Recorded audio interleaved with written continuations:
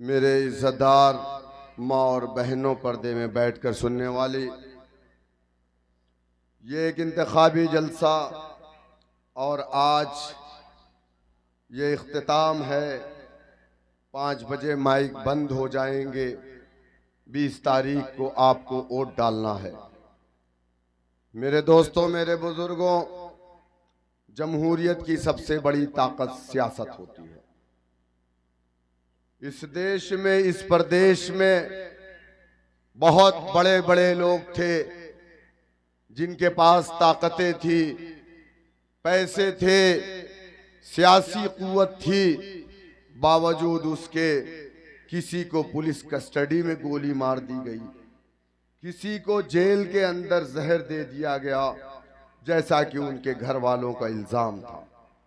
मेरी मुराद अतीक अहमद और मुख्तार अंसारी जैसे लोगों से है।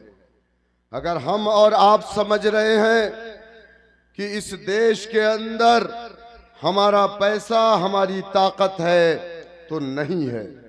अगर आप ये समझ रहे हैं कि इस देश के अंदर आपकी जमीनें, आपके घर, आपके महल्लात, आपकी दुकानें, आपकी ताकत है, तो मैं कहता हूं नहीं है। क्योंकि आप और हम सब जानते हैं कि हमारे देश के प्राइम मिनिस्टर जो अपनी तकरीरों में कहा करते हैं कि मैंने स्टेशन पर चाय बेची है, 35 साल मैंने भीख मांगी है। वो प्राइम मिनिस्टर जो कभी भीख मांगते थे, कभी चाय बेचते थे, रात को 8 बजे टेलीविजन के सामने खड़े होते हैं और कहते हैं कि आज से 1000 और 500 का नोट बंद। तो आपकी पॉकेट में रखा हुआ आपका जायज का पैसा कागज का रद्दी टुकड़ा बन जाता है। ये ताकत, ये कुव्वत अगर किसी ने दिया तो ये सियासत ने दिया। एक मंदिर में एक संत, एक पुजारी, उसे यही सियासी कुव्वत, यही ताकत मिली, तो आज हिंदुस्तान के सबसे बड़े सूबे का चीफ मिनिस्टर है। आज उसके आदेश पर न्यायालय को बालाए ताक रख दिया गया। अगर वो कह देते हैं अब्दुल का घर गिराना है, तो सुबह तक बुलडोजर आकर के अब्दुल के घर को गिरा देता। क्या मेरी बात गलत है? अरे आज जो जुल्म, जो ज्यादती, जो नाइंसाफी, जो अत्याचार इस मुल्क के अंदर हमारे और आपके साथ हो रहा है, इसकी वजह सिर्फ ये है कि हमारे पास अपना सियासी प्लेटफॉर्म नहीं है। लेकिन जो जुल्म, जो अत्याचार, जो नाइंसाफी हमारे साथ हो रही है, ये जुल्म, ये अत्याचार, ये नाइंसाफी किसी वक्त में बैकवर्ड समाज, दलित समाज के साथ भी होती थी। लेकिन उनका एक नेता, जिसको हम मुलायम सिंह यादव के नाम से जानते हैं, बाबरी मस्जिद की शहादत के बाद बाबरी मस्जिद की गिरी हुई दीवारों पर खड़ा होकर के ये ऐलान करता है कि समाजवादी पार्टी अवामी पार्टी है, आपकी पार्टी है। मुसलमान नाराज था कांग्रेस से, क्योंकि कांग्रेस के दौरे हुकूमत में 6 दिसंबर 1992 को, वो काला दिन जिस दिन बाबरी को शहीद किया गया, मुसलमान नाराज हुआ। मुसलमान उसके साथ जुल्म हो, ज्यादती हो, नाइंसाफी हो, उसको घर मत दो, खाने को मत दो, उसके इलाकों में सड़कें मत बनवाओ, अस्पताल मत बनवाओ, तब भी वो तुम्हें वोट डालता है। लेकिन जब बात अल्लाह के घर की आ जाए, जब बात आका की आ जाए, जब बात अल्लाह सुब्हानहू तआला के शान की आ जाए, तब मुसलमान उस तमाम पार्टियों से अपना मुंह फेर लेता है जो तमाम पार्टियां इस मामलात में मुलव्विस रहती हैं। बाबरी मस्जिद की शहादत के बाद मुसलमानों ने कांग्रेस पार्टी को तलाक दिया और समाजवादी पार्टी को अपनी पार्टी माना, मुलायम सिंह को अपना नेता माना, वोट दिया, नोट दिया, सपोर्ट किया। एक बार, दो बार, तीन बार नहीं, 3 मर्तबा मुलायम सिंह यादव को, एक मर्तबा उनके लखते जिगर अखिलेश यादव को उत्तर प्रदेश का मुख्यमंत्री बनाया। बनाया कि नहीं बनाया? लेकिन क्या हमारे हालात में तब्दीली आई? नहीं आई। एक तब्दीली तो आई, जो लोग, जो नेता कांग्रेस समाजवादी पार्टी से वाबस्ता हुए, उनके ईमान को खतरा हुआ, उनके ईमान को खतरा हुआ। अगर आपको अपने दीन की हिफाजत भी करनी है तो आपको समाजवादी पार्टी से दूरी बनाना पड़ेगा। मेरी बात गलत नहीं है। इकरा हसन, जिसे आज उसकी फोटो लगा करके पूरे हिंदुस्तान में घुमाया जा रहा है, जिस तरीके से आजम खान साहब को उनकी फोटो लगा करके समाजवादी पार्टी मुसलमानों का वोट लेने के लिए पूरे हिंदुस्तान में घुमाती, वो इकरा हसन हमारी बहन अच्छी बच्ची थी। एमपी बनने के बाद सबसे पहला काम उसने किसी दरगाह पर नहीं बल्कि एक मंदिर में जाकर के पूजा कर लिया। क्या आपने वीडियो नहीं देखा? इसी उपचुनाव में सीसामऊ कानपुर की विधानसभा में इरफान सोलंकी को सजा हुई, उनकी सीट खाली हुई। उनकी बीवी नसीम सोलंकी को समाजवादी पार्टी ने टिकट दिया और नसीम सोलंकी एक घरेलू महिला थी, नकाब, हिजाब, सर पे रुपट्टे होते थे। लेकिन जैसे ही समाजवादी का टिकट मिला, नसीम सोलंकी किसी आलिम के पास नहीं, किसी दरगाह पर नहीं, किसी खानकाह पर नहीं, सबसे पहला काम उसने जाकर के मंदिर में पूजा किया और साधुओं से आशीर्वाद लिया। मुझे एतराज इस बात पर नहीं है कि मंदिर में जाना या यहां जाना वहां जाना, लेकिन मुझे एतराज इस बात पर है कि कोई मुसलमान अगर मंदिर में जाता है तो वो अपने मजहब को, अपने धर्म को, अपने समाज को, अपने अल्लाह को, अपने नबी को धोखा दे रहा है, तो वो दूसरे समाज का नहीं हो सकता। अगर कोई हिंदू हमारे इस स्टेज पर टोपी लगा करके आएगा तो हमारे स्टेज पर उसके लिए जगह नहीं है। वो अपने माथे पे तिलक लगाए और अपनी पहचान को बता करके आए, हम उसको गले से भी लगाएंगे और उसका वेलकम भी करेंगे। क्योंकि तुम अगर अपने धर्म को धोखा दे सकते हो, अपने समाज को धोखा दे सकते हो, तो हमारे पास टोपी लगा करके आने का मकसद ये है कि तुमने हमारे समाज को धोखा देने के लिए ये टोपी लगाई। मेरे दोस्तों, मेरे बुजुर्गों, कुंदरकी में भी तो यही चल रहा है ना। अरे इनके मुखिया हमारे प्रदेश के मुख्यमंत्री साहब महाराष्ट्र में गए, जाकर के कहा, बहनों भाइयों, जो 5 वक्त उत्तर प्रदेश में हो हल्ला होता था वो मैंने शांत करा दिया। अब 5 साल का वक्त और लगेगा, मैं इसको हमेशा के लिए शांत करवा दूंगा। समझो इस बात को। और उनका उम्मीदवार जिसका नाम रामवीर सिंह ठाकुर है, वो कुंदरकी में अपने सर पे टोपी लगा रहा है, कंधे पे रुमाल रख रहा है, हृदय परिवर्तन हो रहा है। और इंशाअल्लाह बहुत जल्दी ये कलमा भी पढ़ लेंगे। ये धर्म परिवर्तन भी करेंगे स्वेच्छा से, जबरदस्ती नहीं, वरना हम पर मुकदमा लाद के जेल में डाल देंगे। बोलेंगे ये जबरदस्ती धर्म परिवर्तन करा रहा था। हम जबरदस्ती नहीं, दीन इस्लाम में ला इकराह फिद्दीन, कोई जोर जबरदस्ती नहीं है, स्वेच्छा से। लेकिन मुझे मालूम है ये इस्लाम कबूल करने के लिए नहीं, बल्कि इस्लाम वालों को दीन से दूरी बनाने के लिए अपने सरों पर टोपी लगा करके, अपने कंधे पर रुमाल रख करके मुसलमानों को धोखा देने के लिए आया। मेरे दोस्तों, आपने सुना होगा इसका एक वीडियो, सुना कि नहीं सुना?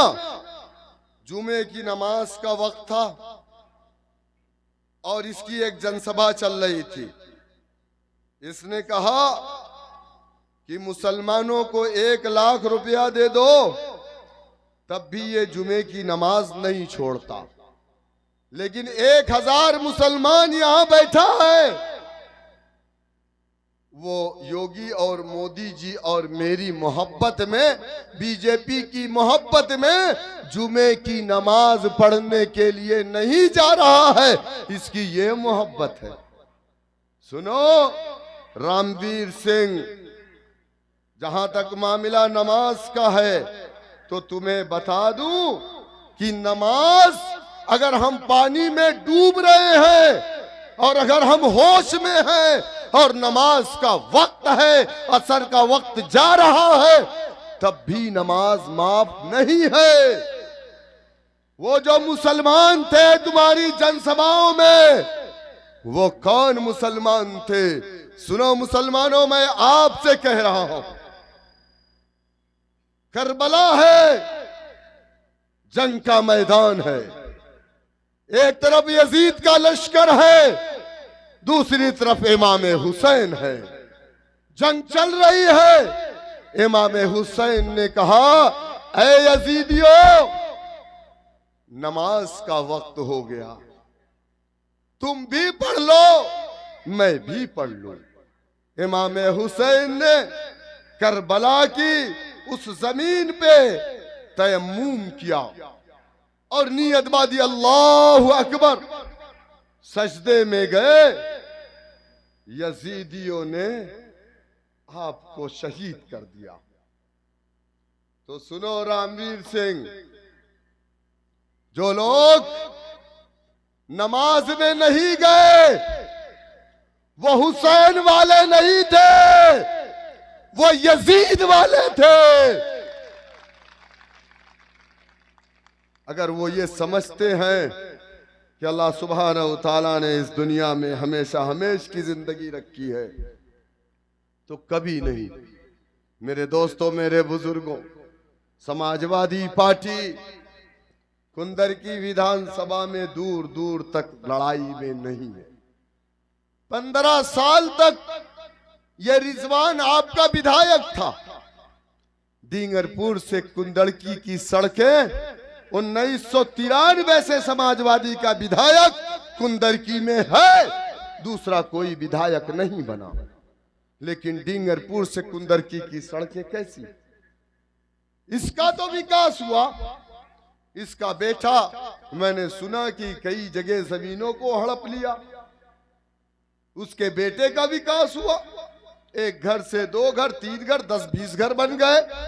उत्तराखंड बन गए, मसूरी बन गए, लखनऊ में बन गए और नहीं मालूम कहां कहां बन गए।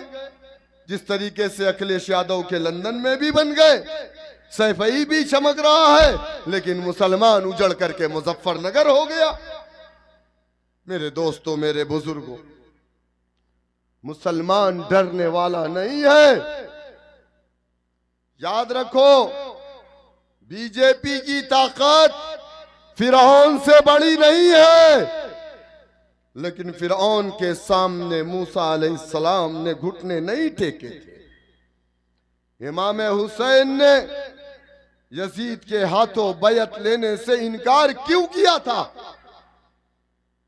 कहा था ना कि ऐ यजीद, तेरी हुकूमत में गुनाह होता, नाइंसाफी होती है, जुल्म होता है, ज्यादती होती है, अत्याचार होता है, मैं तेरे हाथों बैत लेने को तैयार नहीं।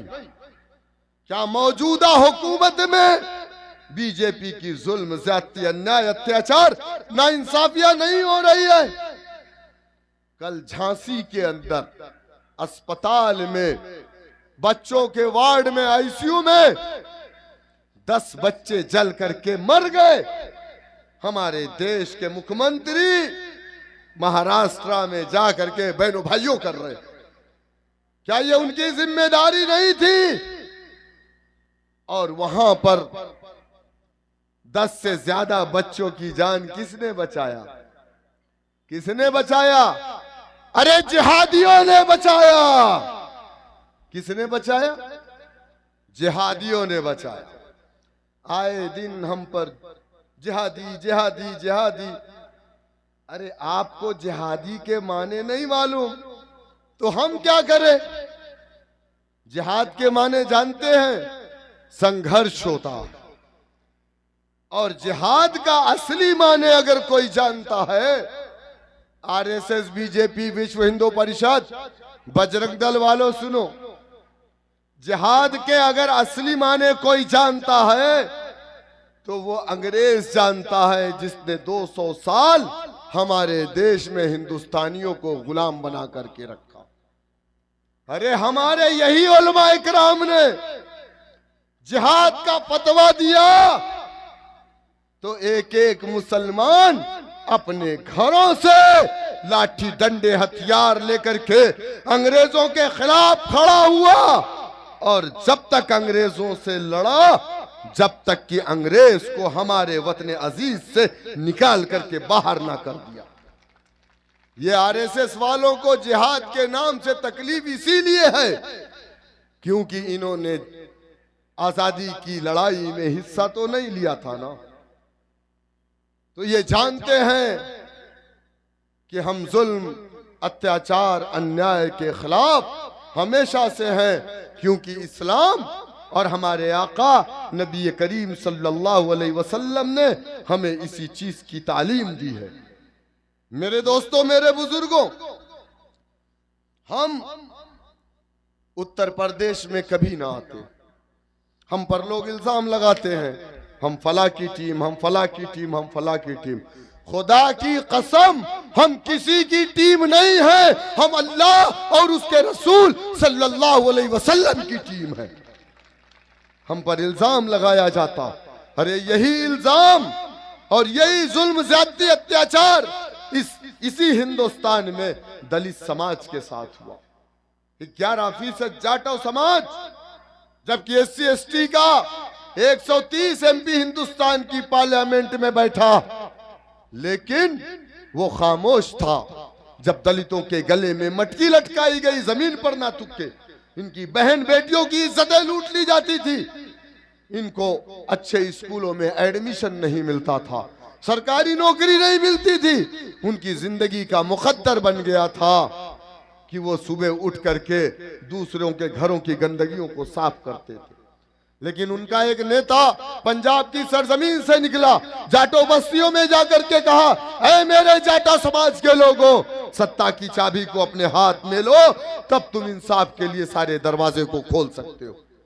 लोगों ने काशीराम का मजाक उड़ाया, कहा 11% वालों को लेकर के सत्ता की चाबी की बात कर रहा है। नौजवान खड़ा हुआ, काशीराम पर इल्जाम लगाया गया। किसने लगाया? जो पुराना कांग्रेसी जाटो समाज का था। मुसलमानों ने कभी काशीराम पर इल्जाम नहीं लगाया, लेकिन दुनिया ने देखा काशीराम अगर मगर, लेकिन नहीं, अपने समाज को समझाया। 11% मुत्तहिद हुआ, अल्लाह की मदद आई। महज 9 सालों में अपने कौम की एक बेटी को उत्तर प्रदेश का मुख्यमंत्री बनाया। आज कोई ऐसा सरकारी दफ्तर नहीं है जहां दलित का बेटा सरकारी नौकरी में ना हो। आज कोई ऐसा सरकारी दफ्तर नहीं है जहां समाजवादी पार्टी यानी उसके समाज का, यादव समाज का बेटा सरकारी दफ्तर में ना हो। मुसलमानों, मैं आपसे पूछ रहा हूं, 20% आपने समाजवादी को वोट दिया, आपका बेटा कहां है? आंकड़े बताते हैं 20% उत्तर प्रदेश में मुसलमान, 27% जेल की सलाखों में मुसलमान। 2017 से अब तक जितने भी इनकाउंटर हुए 161 या 62, सबसे ज्यादा इनकाउंटर अगर किसी का हुआ तो मुसलमानों तुम्हारा हुआ है। क्यों? ये नाइंसाफी नहीं है तो क्या है? कौन आवाज उठाएगा? अगर हम बोलते हैं तो लोग हम पर इल्जाम लगाते हैं और कहते हैं कि ये बीजेपी की बी टीम है। मेरे दोस्तों, मेरे बुजुर्गों, समझो इस बात को। और समाजवादी पार्टी के फाउंडर मेंबर आजम खान थे, उन्होंने अपना खून बहाया, लेकिन आजम खान आज जेल में है, उनका बेटा जेल में है। मुलायम सिंह यादव, उनका बेटा प्लेन में है, हेलीकॉप्टर में है, चमचमाते हुए महल्लात में रहता है। आप बताइए मुझे, आपको क्या मिला? अरे डरना नहीं है, घबराना नहीं है। याद करो 7 अक्टूबर, याद है ना? 7 अक्टूबर 2023, फलस्तीन की वो सरजमीन जहां पर हमारा किबला अव्वल बैतुल मुकद्दस है। 7 अक्टूबर से आज 18 नवंबर है।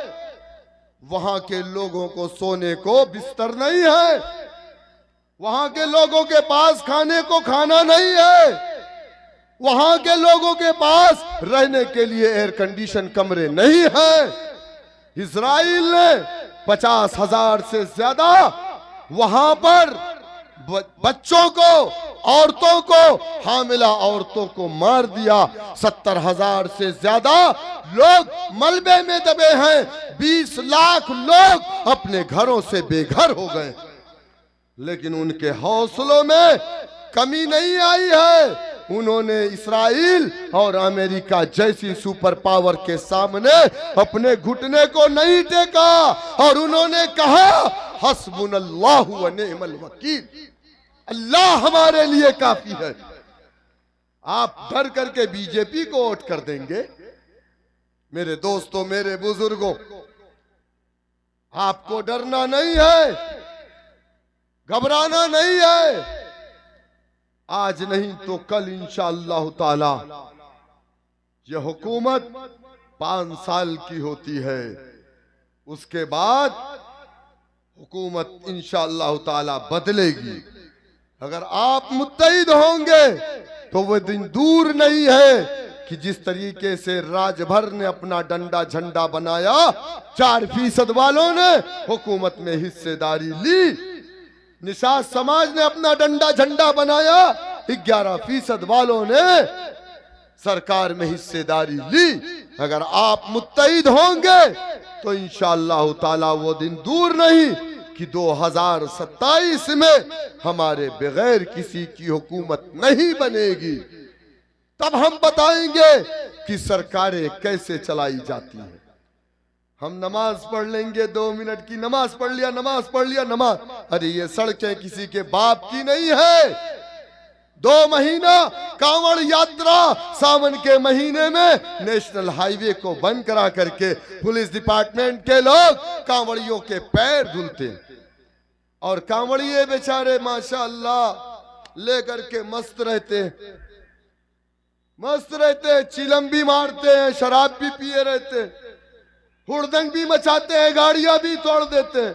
लेकिन हमारा पुलिस डिपार्टमेंट जाकर के उनके पैरों में मरहम लगाता है, हेलीकॉप्टर से उनके ऊपर फूल बरसाता।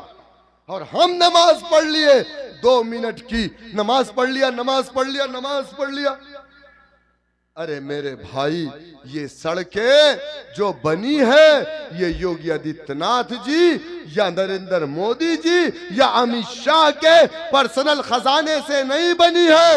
ये हिंदुस्तान जितना अमित शाह नरेंद्र मोदी का है, ये हिंदुस्तान उतना ही बैरिस्टर ओवैसी, शौकत अली और हाफिज वारिस का भी है। मेरे दोस्तों, मेरे बुजुर्गों, लेकिन आज हमें 2 नंबर का शहरी बना करके रख दिया गया। क्यों? दलितों ने अपनी पार्टी बनाई, 11% सरकारी नौकरी में हिस्सेदारी पाया। यादव ने अपनी पार्टी बनाई, 7%, 50% हिस्सेदारी पाया। मुसलमानों ने अपनी पार्टी नहीं बनाई, 20%, 27% जेल में हिस्सेदारी पाया। मेरे दोस्तों, मेरे बुजुर्गों, मैं बैरिस्टर असदुद्दीन ओवैसी साहब, मैं सबसे पहले तो ठाकुर रामवीर सिंह का वो बयान आपको सुनवा दूं जो मैंने अभी बोला है। सुनिए क्या कहा उन्होंने। सुनने के लिए आई है, इसको देखकर आप क्या कहेंगे? मुस्लिम योगी जी से प्रेम करता है जी, उनका सम्मान करता है और इस बात के लिए करता है कि हमने मुस्लिमों को समझाया कि जितने भी मुस्लिम इस देश में हैं उन सबके पूर्वज हिंदू थे। कालांतर में इबादत। अच्छा बताइए, बाबा आदम अलैहिस्सलाम इस दुनिया में पहले आए थे कि नहीं? आए थे ना? बाबा आदम अलैहिस्सलाम आए थे ना? आए थे ना? कौन थे वो? मुसलमान थे ना? हमारे पैगंबर थे ना? तो इनके पूर्वज मुसलमान हुए कि नहीं हुए? इनके डीएनए में मुसलमानों का डीएनए है। आगे सुनिए। और पहनावा बदल गया लेकिन डीएनए वही रहा। तो डीएनए तो वही है, भारतीय है। तो पहनावे से और इबादत करने के तरीके से कुछ नहीं होता भाइयों। आज तो शुक्रवार था, इनकी नमाज अदा करने का वो समय था जिस समय रैली का था जी। अगर जुम्मे की नमाज आदमी 1 लाख रुपए छोड़ सकता है, लेकिन जुम्मे की शुक्र की नमाज नहीं छोड़ता मुसलमान। और वो समय कौन सा था? वो नमाज अदा करने का समय था। उसके बावजूद भी हजारों हजारों मुस्लिम उस पीरियड में यहाँ उपस्थित थे। इसका मतलब क्या है कि योगी से, भाजपा से, मुझसे ये लोग प्रेम करते। सुन लिया आपने? अब मैं आपको एक पैगाम सुनाना चाहूंगा। 20 तारीख को चुनाव निशान पतंग, बैरिस्टर असदुद्दीन ओवैसी साहब का पैगाम आपके लिए, सुन लीजिए। अस्सलाम वालेकुम बरकातहू। मैं अपने इस रिकॉर्डेड ऑडियो मैसेज के ज़रिए कुंदरकी की आवाम को अपना सलाम पेश कर रहा